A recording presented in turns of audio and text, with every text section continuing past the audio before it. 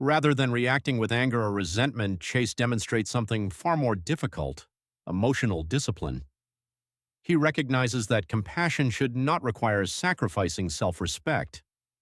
This subtle shift suggests that the writers are preparing him for a more confident chapter, one in which he values his own emotional well-being as much as the people he loves.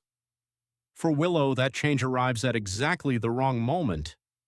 Throughout recent storylines, she has been forced to navigate competing loyalties while trying to convince herself that every difficult choice was made for the right reasons. Yet difficult choices often carry consequences that cannot be undone, no matter how sincere the intentions behind them. The realization that settles over Willow isn't simply regret. It is the recognition that trust, once weakened, cannot be restored overnight. Every hesitation, every secret, and every delayed conversation has gradually reshaped the way others see her. Chase's calm determination makes that reality impossible to ignore. Elsewhere in Port Charles, Laura once again proves why she remains one of the moral anchors of the series.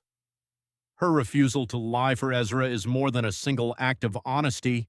It reflects a philosophy that has defined her leadership for decades.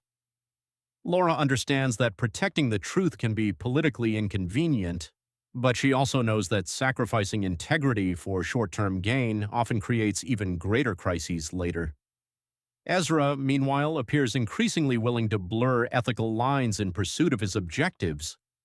His expectation that Laura would simply protect him demonstrates how accustomed he has become to manipulating those around him. Laura's refusal disrupts that expectation completely, forcing him to confront a reality he may not have anticipated. Not everyone in Port Charles can be pressured into compromising their principles. This conflict also raises larger questions about the shifting political landscape of the city. Leadership has never been simple in Port Charles.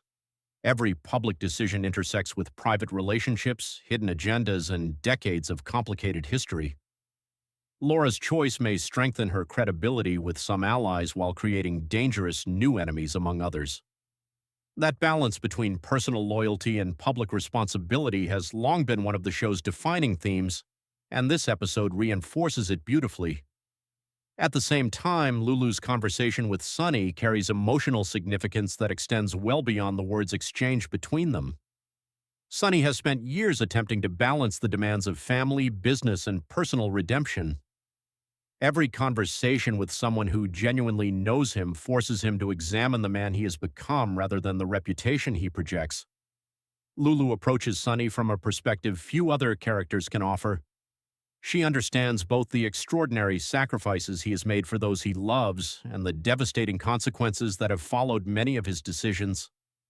Their conversation, therefore, becomes less about immediate plot developments and more about accountability, forgiveness, and the possibility that even long-established patterns can change.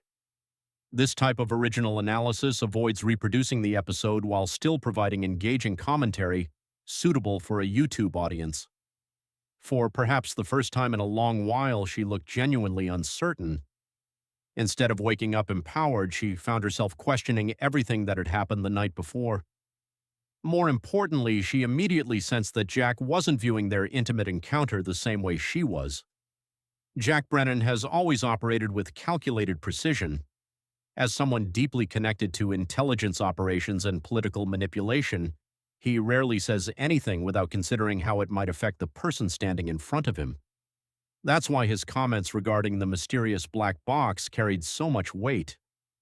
When Jack implied that Nina may have slept with him simply to obtain the black box containing damaging information about Drew Kane, the atmosphere shifted instantly. This wasn't playful teasing. This wasn't awkward humor. This was accusation.